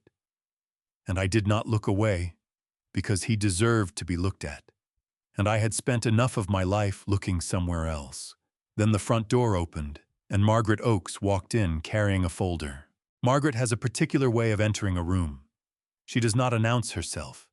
She does not wait to be introduced. She simply walks in with the quiet authority of someone who knows exactly why she is there and exactly how long it will take. And the room tends to reorganize itself around her presence without being asked. She set the folder on the dining table and looked at Jason. "Mr. Calloway," she said, "I believe you signed something in my office on Tuesday." Jason's jaw tightened. His hand had come away from his jacket pocket. The folded speech was still inside it, undelivered, which was going to stay that way. He looked at me, then at Margaret, then at the folder on the table, and I watched him make the calculation that people make when they are trying to determine how much trouble they are actually in and whether there is still a version of this evening that goes the way they planned. There was not. Margaret opened the folder and removed the first document. She placed it on the table in front of Jason with the signature page facing up, his name visible at the bottom in the same confident hand he had used 3 days ago when he believed he was collecting something. "The agreement you signed is an as-is transfer of business operations at 4401 Callaway Road," she said. She spoke clearly and without haste, the way she spoke in every professional setting, as though the number of people in the room had no bearing on her delivery. As-is means the business transfers in its current state with all existing assets and all existing liabilities exactly as they stand at the moment of signing. Jason said, "I understand what as-is means." "Good," Margaret said. "Then I will show you what it means in this particular case." She removed the second document. It was the asset inventory of Callaway Precision Works as of September 15th, the day Jason signed. 3 pieces of aging equipment with a combined resale value of $41,000. 2 contracts expiring within 60 days, and a penalty clause from a commercial account that had been allowed to lapse, resulting in an outstanding liability of $180,000. Jason stared at the page. "Where is the Haas Mill?" His voice had changed. The warmth was gone, and what was underneath it was thinner and harder. "The Mazak, the Finch contract. Where are the Callaway Iron Works, LLC?" Margaret said, "Holds all primary equipment and active contracts. That entity was established 14 months ago." She looked at him steadily. "It belongs to your son." The room was very still. I could hear the water outside through the open window, the small sound of the lake moving against the dock. Jason turned to me. His face had gone through anger and arrived somewhere past it, somewhere that was less hot and more dangerous. You did this. You signed a contract without reading it, I said. I did not do that to you. Melissa spoke from across the table before Jason could answer. Her voice was cold and precise, stripped of every performance she had been giving all evening. You told me this was handled, she said to Jason. You told me you had reviewed everything. Jason turned to her. Melissa. Do not. The word came out flat and final. Do not say my name right now. It was the first honest thing anyone on that side of the table had said all evening, and it landed in the room accordingly. Diane pushed her chair back. She did not stand, she simply moved, putting distance between herself and Jason, the physical language of a person beginning the process of deciding they were never really part of something. She looked at Carol across the table, and the look she gave her was the kind that gets practiced over years of needing someone to blame when things go wrong. You told us the books were accurate, Diane said to Carol. You told us you had seen everything. Carol's chin lifted. I saw exactly what was in the system. I cannot be responsible for what was not there. You told us. I told you what I found. Carol's voice had sharpened. What I found was what he left for us to find. That is not my failure. That is yours for trusting a system you did not control. The three of them looked at each other across the wreckage of the evening, and what passed between them was not grief and not guilt, but the particular cold arithmetic of people deciding who among them is going to bear the cost of a mistake they all made together. Harold Finch stood up quietly from his chair. His wife stood with him. He looked at me across the table and gave a single nod, the nod of a man who has seen enough to understand everything and has decided that his presence here is no longer appropriate. Two other couples followed without speaking. The room was reducing itself the way rooms do after something has broken people, finding reasons to be elsewhere. Coates retrieved quiet goodbyes, offered to me and not to anyone else. Margaret set one final document on the table in front of Carol.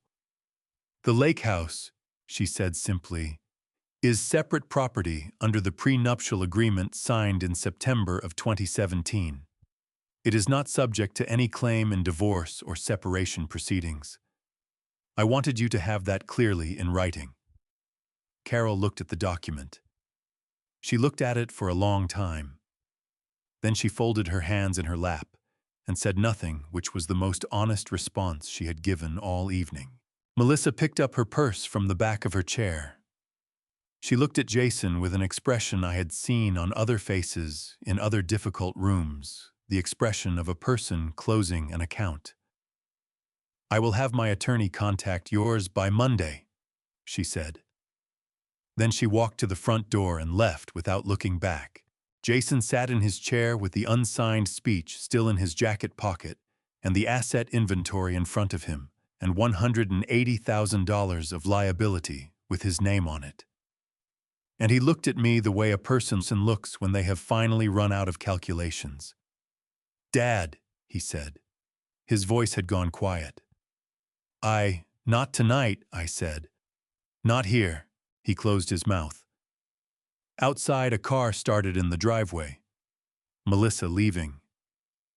Then another Harold Finch and his wife.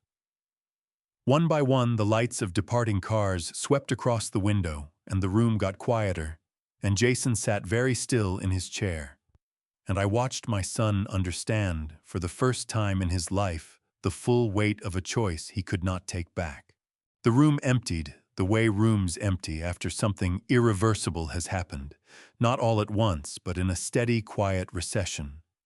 Like water finding its way out through cracks you did not know were there. Pastor Dennis was the last guest to leave. He found me near the kitchen doorway and put his hand on my shoulder without saying anything, for a moment, the way he had done at Eleanor's funeral and at the hospital the year I had my appendix out, and at every difficult occasion in 30 years, when words were either too much or not enough. Then he said quietly, "I will call you tomorrow morning." I nodded and thanked him, and watched him walk down the porch steps into the dark. His car started at the end of the driveway, the headlights sweeping once across the maple trees, and then he was gone. Ray had broken down the laptop and coiled the HDMI cable and stacked them neatly by the door. He caught my eye from across the room, and I gave him a small nod, and he picked up his jacket and left without ceremony, the way Ray always left when the work was done. No speech, no lingering, no backward glance. Just a man who had done what he came to do and understood that the rest of the evening belonged to something he was not part of. That left the four of us. Jason was still at the table. He had not moved from his chair since Melissa walked out, and in the time since something in his posture had changed in a way that was difficult to describe. Not defeated exactly, but reduced the way a fire reduces when the fuel runs out, and what remains is smaller and quieter and gives off less heat than what was burning before. His hands were flat on the table in front of him, and he was looking at them the way a person looks at something familiar that has become suddenly strange. I had known those hands since they were small enough to fit inside one of mine. I had held them crossing parking lots and taught them to grip a wrench and watched them grow into the hands of a grown man. Tonight they looked like the hands of someone I was only beginning to understand I had never fully known. Carol sat at the far end of the table with her hands in her lap and her blue dress and her careful expression. And I understood, looking at her, that whatever she had hoped this evening would accomplish, she had already begun the process of deciding it was someone else's fault. That was Carol's particular gift, the ability to locate in any wreckage a version of events in which she had acted reasonably. I did not hate her for it. I had simply run out of energy to accommodate it. Diane stood near the window. She had been standing there for several minutes, long enough that I had noticed and said nothing because the window overlooked the dock and the water and the maple trees in the yard that Eleanor had loved, and I was willing to give anyone a moment with that view even tonight. Even after everything. The water outside was dark, and the trees were darker shapes against a sky that had gone fully black, and Diane stood with her arms at her sides and her shoulders slightly rounded, and for the first time all evening she looked exactly her age. Then she turned from the window and crossed the room to Noah. She reached into her purse and removed a small envelope. It was cream-colored, sealed with my name written on the front in the cursive that leaned slightly left, Eleanor's cursive, which Diane had inherited, without knowing it, which had always struck me as one of the stranger gifts that genetics bestows without permission. She pressed the envelope into Noah's hand, and her fingers lingered on it for just a moment before she let go. "I'll give this to your grandfather," she said. Her voice was low and her eyes were red at the corners, and her chin was doing the thing it had done since she was a little girl when she was trying very hard not to cry. "Please, tell him I'm sorry." Noah looked at her for a long moment. Whatever he was feeling, he kept it behind his face. Then he crossed the room and held the envelope out to me without a word, because Noah understood better than most people twice his age that some things do not require a comment. I recognized the handwriting before I took it. I sat down in the chair at the head of the table, Eleanor's chair, the one that faced the window and the water, and I opened the envelope carefully, the way you open something when you are not entirely sure what you are hoping to find inside and you want to give yourself time to prepare for either answer. The paper was a single sheet folded once. Diane's handwriting the same leftward lean as the envelope's 6 lines written in blue ink. It was not an apology. It was a request written in the language of someone who had not yet understood that the ground had shifted permanently beneath her feet. She asked me to consider, given everything that had happened, whether it might be possible to reconsider the disposition of the lake house. She noted that she had children who needed stability. She noted that she did not have many options.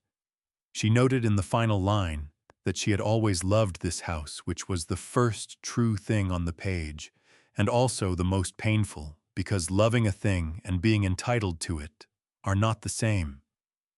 And somewhere in Diane's understanding of the world across 41 years of being my daughter, that distinction had never been made clearly enough, and I had to ask myself whether that was her failure or mine. I read it twice. Then I folded it along the same crease and set it on the table in front of me. The room was quiet. Outside, the water moved against the dock in the small, rhythmic sound it had been making since Eleanor first heard it in October of 2001, and decided without preamble, without deliberation, that this was the place. That sound had outlasted Eleanor. It would outlast this evening. It would outlast whatever came next. I looked at Diane. She was watching me from across the table with her eyes red and her hands clasped in front of her, and I understood that she was not performing now. The performance had ended when Melissa walked out, and the room began to empty. What I was looking at was my daughter who had Eleanor's cursive and Eleanor's cheekbones, and none of Eleanor's instinct for when to stop wanting something that wasn't hers to want. She was waiting to see if there was anything left to salvage. There was not. But I wanted her to understand why. I stood up. Jason looked at me from his chair. Carol raised her head.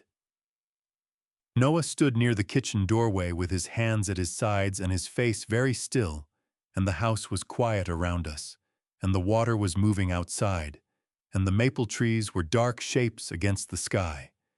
And I stood at the head of Eleanor's table in Eleanor's house with Diane's letter folded on the wood in front of me.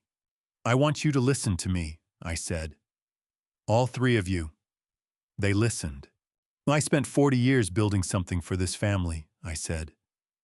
"I worked before sunrise and after dark. I missed school plays and birthday dinners and Sunday mornings I cannot get back. I told myself it was for you. That the work was for you, that the sacrifice was for you." I stopped. The words needed room to land before the next ones followed. "Tonight I accept that I was wrong about what you needed. And I accept that whatever I failed to give you, whatever it was, that would have made you into people who could sit at this table with me, without an agenda, that failure belongs to me as much as it belongs to you." Diane's breath caught audibly. Jason did not move. "But I will not apologize," I said, "for protecting what I built. And I will not apologize for choosing the one person in this family who showed up without being asked, who asked for nothing, and who drove 300 miles in the dark because it was simply the right thing to do." I looked at each of them in turn. Jason with his hands flat on the table, Carol with her chin raised and her jaw tight, Diane with her red eyes and Eleanor's handwriting folded on the wood between us. "What you lost tonight is not my money," I said. "What you lost is a father. And that is not something any document can give back." I picked up Diane's letter. I folded it once more and set it carefully in my jacket pocket, because even now, even after all of it, it was the only thing in that house written in Eleanor's cursive, and I was not going to leave it on a table. Then I walked to the door and did not look back. Noah fell into step beside me on the porch, and the night air was cool and clean and smelled of lake water and the last of the autumn leaves. And somewhere behind us, the house was quiet in the way that houses go quiet when the thing they have been holding finally lets go. We drove away from the lake house at 9:30 that night. Noah was behind the wheel, and I was in the passenger seat, and neither of us spoke for the first several miles, which was not silence the way silence had been in other parts of this story, heavy and loaded, and waiting to become something. This was the other kind. The kind that comes after something large has concluded, and the people who were part of it need time to let it settle before they begin deciding what it means. The maple trees along the county road were dark shapes against a sky full of stars. I watched them pass and thought about Eleanor saying, "This is where I want to grow old," and I thought about 40 years of early mornings in a shop that smelled of machine oil and metal shavings, and the particular warmth of equipment that has been running long enough to find its rhythm. And I thought about a 19-year-old boy driving 300 miles in the dark because he could not think of a reason not to. Noah finally spoke somewhere around the 20-mile mark. "Where do we go now?" he said. "To the motel tonight," I said. "And tomorrow morning early we go to the shop." He nodded and drove and did not ask which shop because he already knew. We arrived at Callaway Ironworks just after 7 the following morning. The building sat on 12 acres off Route 9, a low steel structure with a gravel lot and a loading dock, and a sign above the door that Ray had installed 3 months earlier, black letters on white, clean and without flourish, the way I had always preferred things to be presented. Callaway Ironworks, LLC. Noah read it standing in the parking lot with his hands in his jacket pockets and the October air moving around him, and I watched his face do the thing faces do when a name becomes real in a way it was not before. Ray's truck was already there. He was inside running the morning check on the equipment the way he did every day, regardless of what else was happening in the world. Because machines do not care about family dinners or legal proceedings or the weight of things people carry from one day to the next. They simply require attention, and Ray gave it to them, and that was one of the reasons I had trusted him with the most important work of the last 14 months. He looked up when we came through the door. He looked at Noah first, then at me, and he said, "Morning," and went back to what he was doing, which was exactly the right response and exactly what I had expected from him. I led Noah across the shop floor.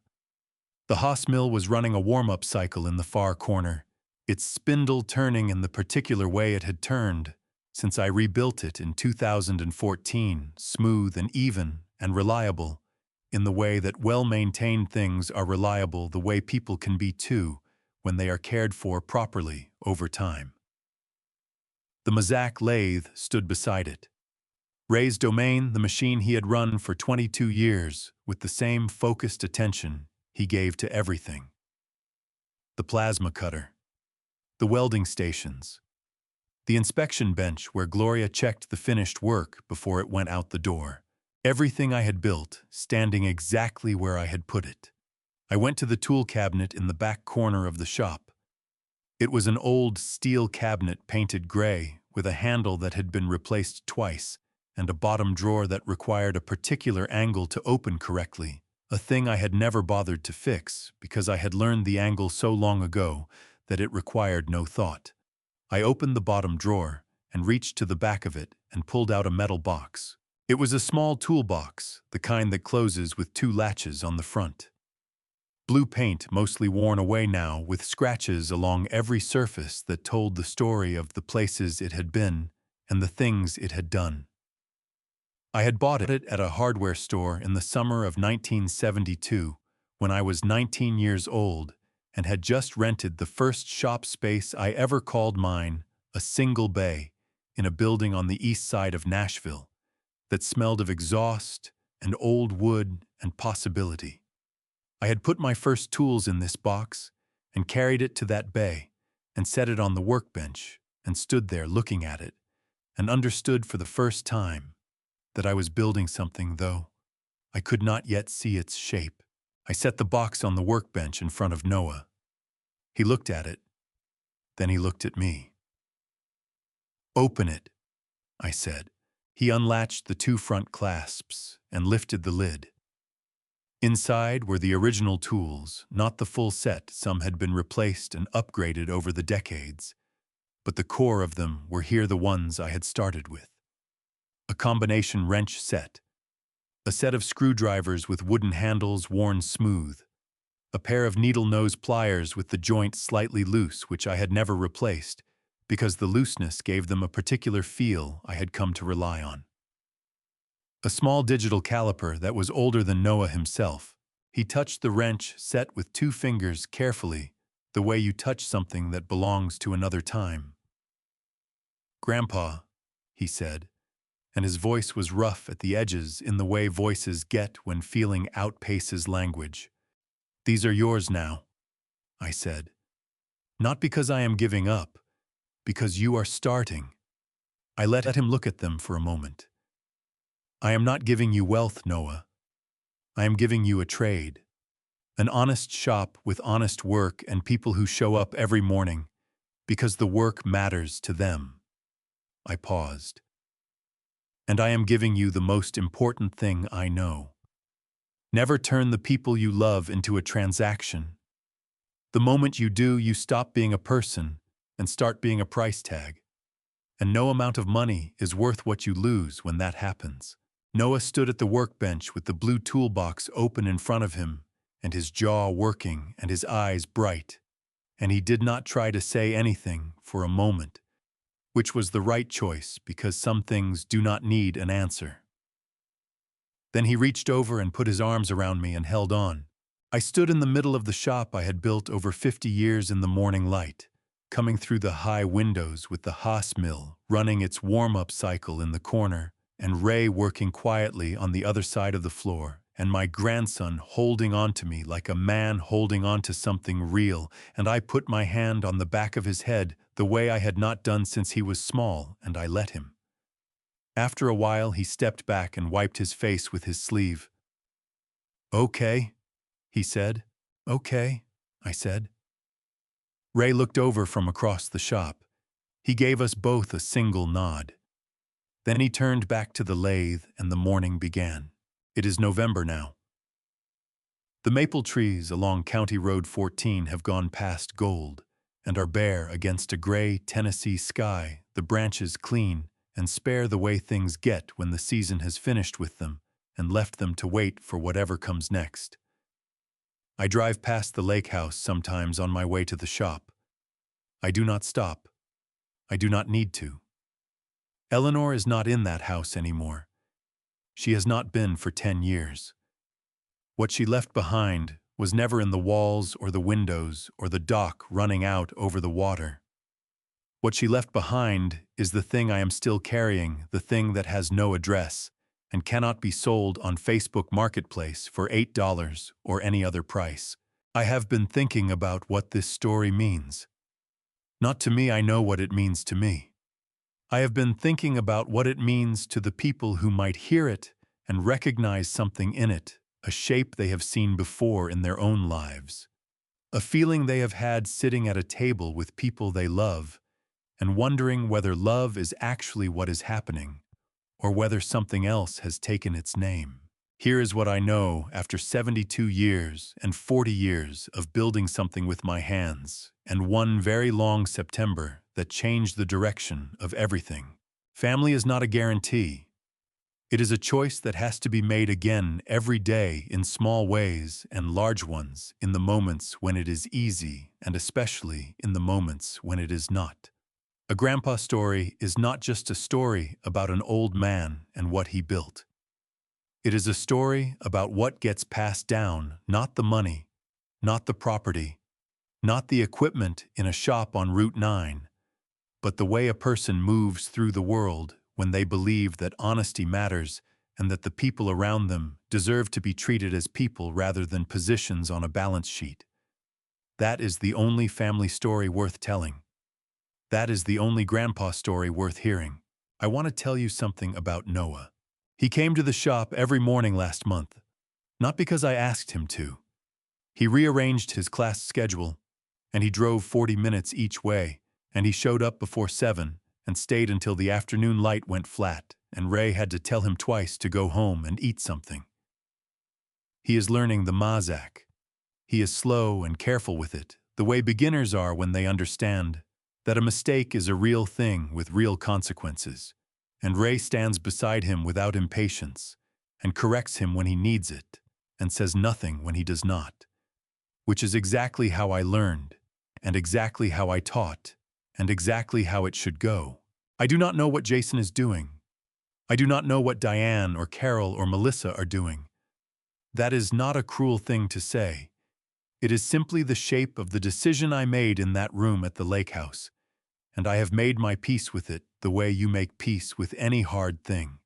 not by pretending it does not hurt, but by deciding that the hurt belongs to the past and the mourning belongs to something else. I believe in God. I always have in the quiet way that men who work with their hands tend to believe not loudly, not with a great deal of ceremony, but with the steady understanding that the world is larger than what I can see, and that the things that have sustained me through the hardest years of my life did not come entirely from inside myself. I have felt that presence in Eleanor's last morning, and in the sound of equipment running well, and in a 19-year-old boy singing Happy Birthday in a convenience store back room at midnight, with a candle and a cupcake, and no audience but an old man crying quietly in a hospital bed 300 miles away. God moves in the spaces between people when people let Him. I have tried to let Him. I have not always succeeded, but I have tried. If this grandpa story has stayed with you, if something in it felt familiar, if you recognized the weight of it or the particular kind of love that does not announce itself, but simply shows up in a parking lot before sunrise, with a cracked mirror and 300 miles already behind it, then I want to ask you something.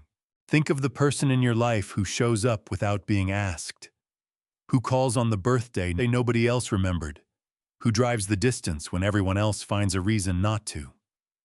Tell them. Not tomorrow.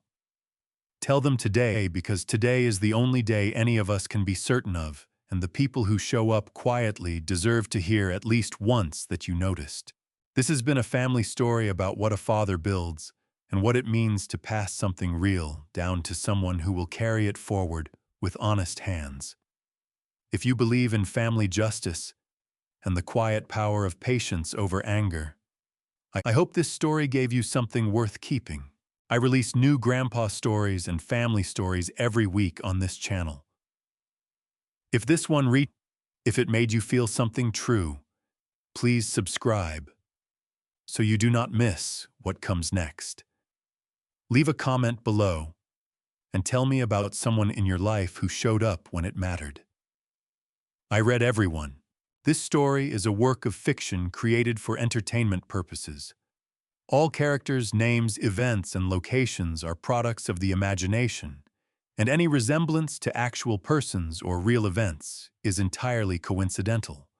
To Noah, wherever you are in the world listening to this, keep your hands on the work.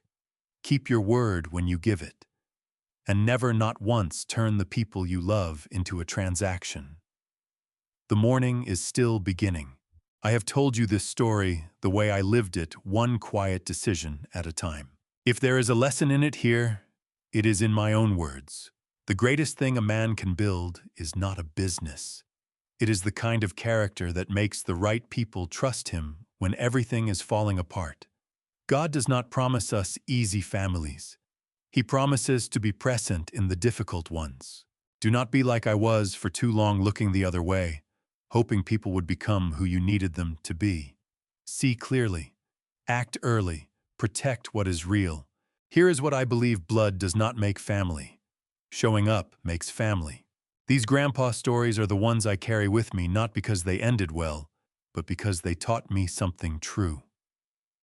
Every family story worth telling has a moment where someone had to choose between comfort and honesty. This was mine. And like all honest grandpa stories, this one belongs to anyone who has ever loved someone more than they were loved in return. That is the family story none of us plan to live, but many of us know by heart. If this reached you somewhere real, share it with someone who needs it. Leave a comment, subscribe, and stay. There are more stories coming. Thank you for walking this road with me to the very end. The following stories contain fictional elements created for storytelling and educational purposes. If this type of content is not for you, we respect that. Please find what speaks to your heart.